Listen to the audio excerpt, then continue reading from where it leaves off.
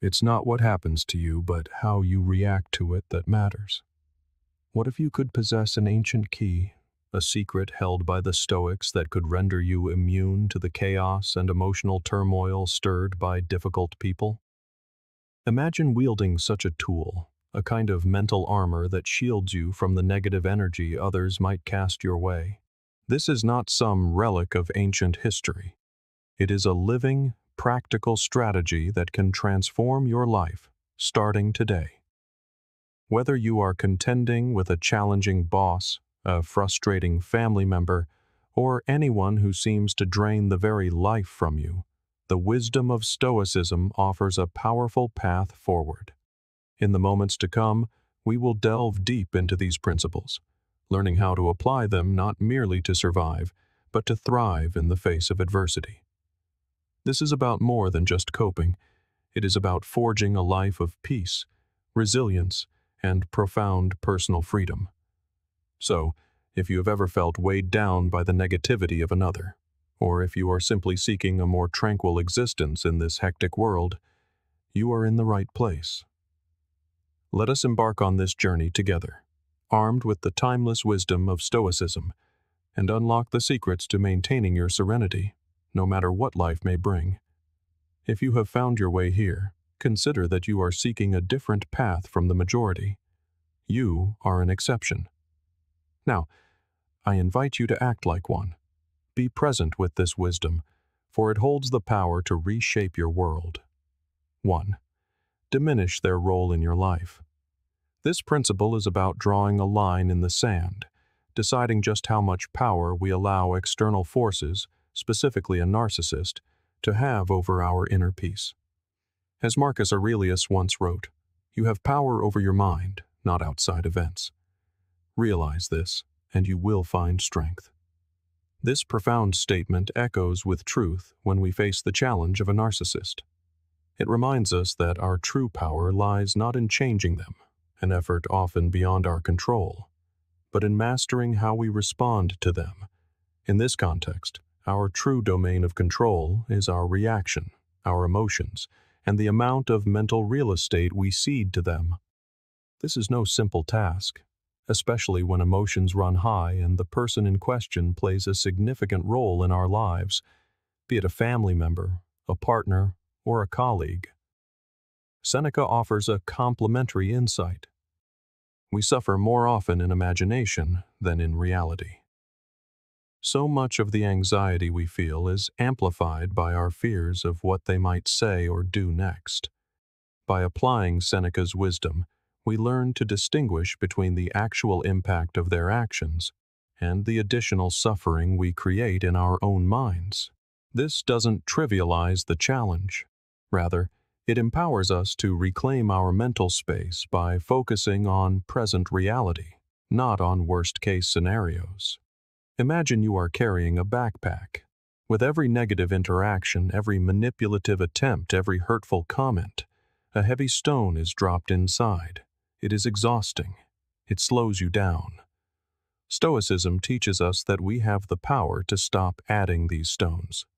We can't change the one who throws them, but we can change how we allow them to weigh upon us. Minimizing their role begins with a conscious decision to shift our focus. It means actively redirecting our thoughts toward people and pursuits that uplift us, that bring us joy and peace. It's about creating emotional and physical boundaries that protect our well-being. This might involve limiting interactions, changing the nature of your conversations to deny them ammunition, or in some cases, severing ties altogether. But we must acknowledge the emotional toll of this process.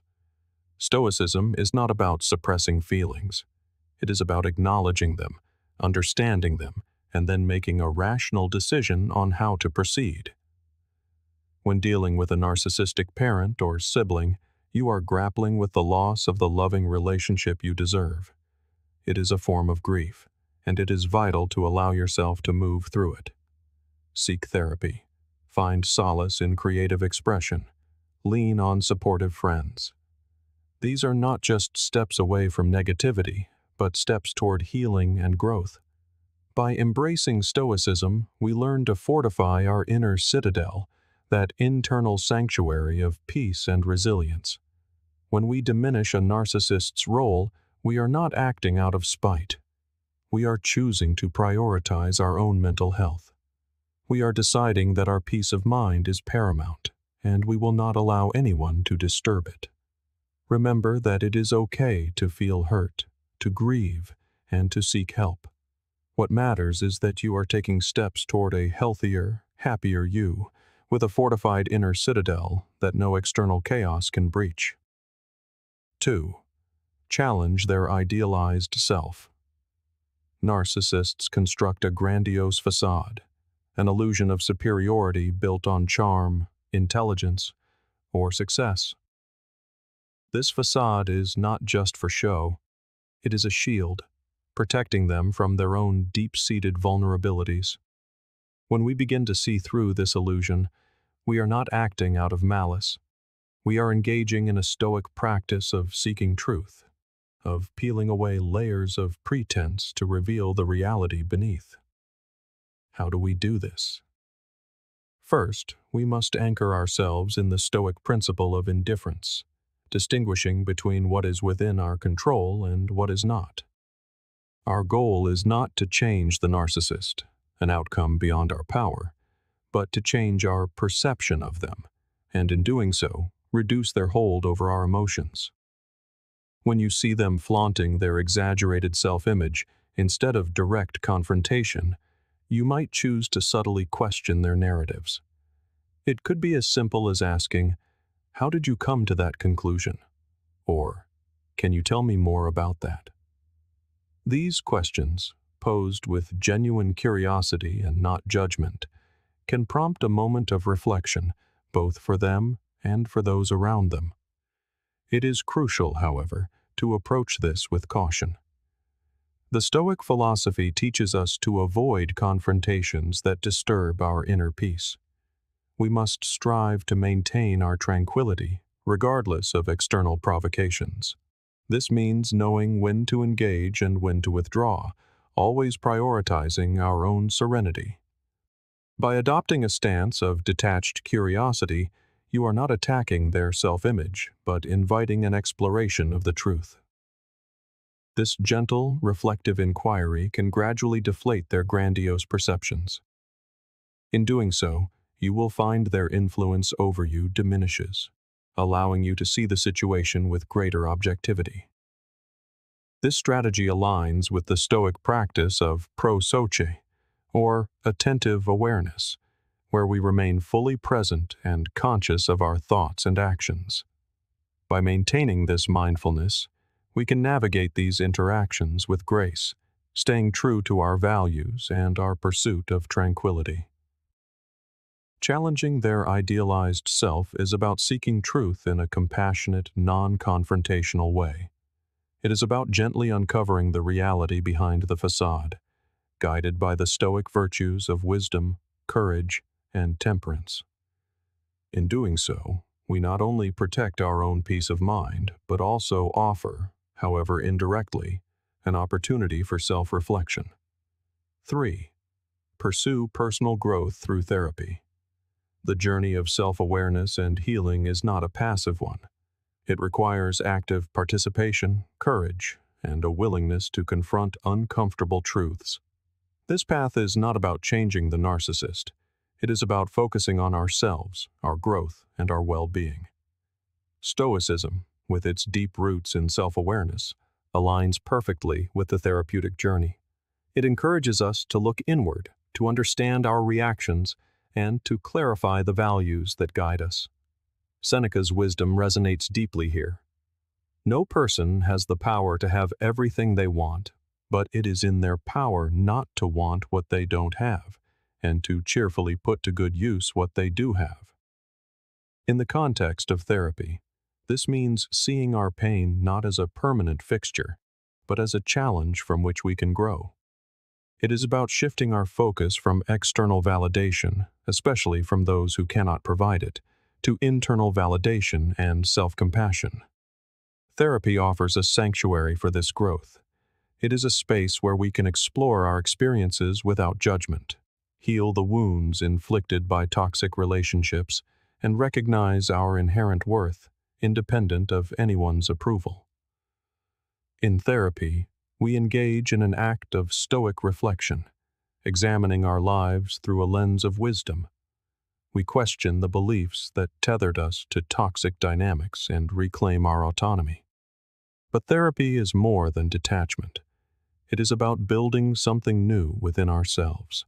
It is about discovering joy and peace on our own terms, crafting a life that is aligned with our deepest values. This is the Stoic pursuit of a virtuous life, where happiness is found not in external accolades, but in living with integrity. Engaging in therapy is a powerful act of resistance against the negativity a narcissist seeks to impose. It is a declaration that we are the authors of our own stories. This is the essence of Stoicism, recognizing that our true power lies in our ability to choose our responses and to cultivate our inner garden.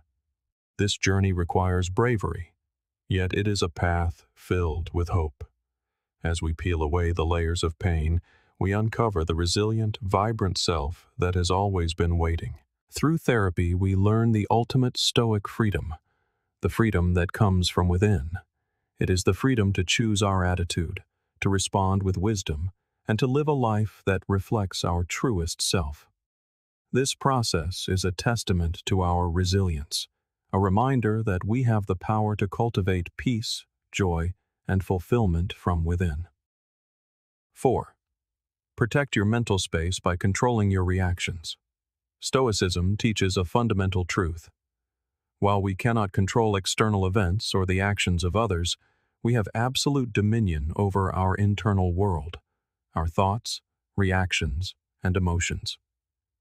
This principle is incredibly empowering, especially when dealing with a narcissist, whose behavior can feel like a direct assault on our peace. A narcissist may try to provoke, manipulate, or unsettle you.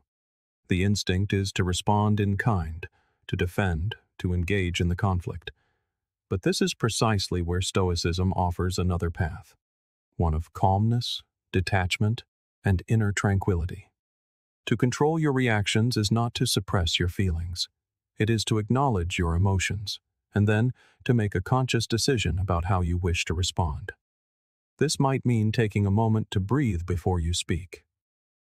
It might mean choosing not to respond at all.